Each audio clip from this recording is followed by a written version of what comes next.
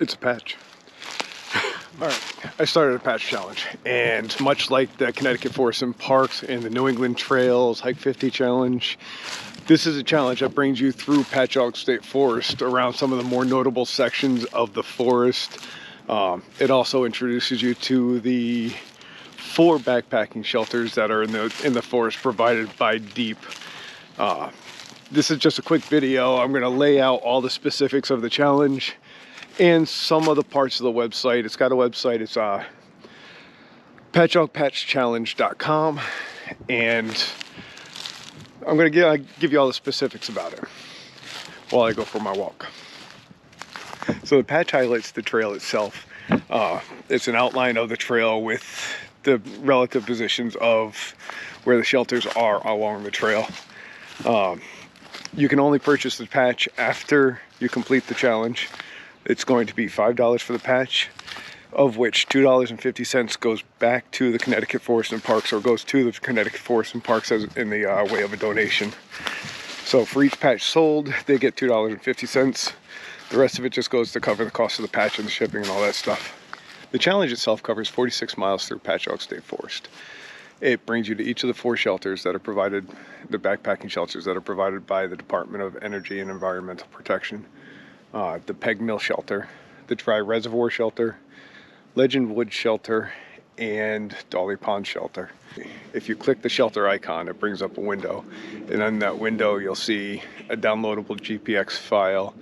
It'll list the GPS coordinates in case you don't want to and you want to enter them manually.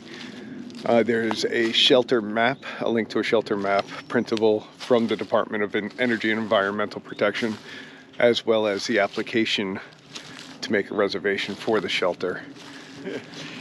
Oh yeah, you don't need to stay at the shelters. You do need to visit them. You do need a picture of them. You don't need to stay at them. However, I recommend it. If you do decide to stay at them, you need to plan ahead. You need a reservation for each shelter at least 2 weeks in advance. In preparation for the trip, you'll find 2 more icons on the website. One says forest and one says trails.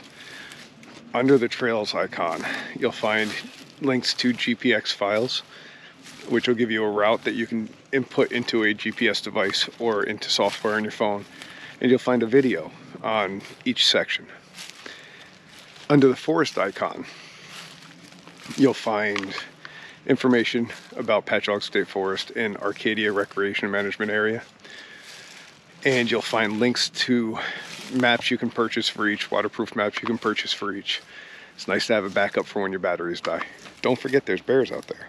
So if you do decide to stay overnight, hang your food and always filter any water you get along the trail.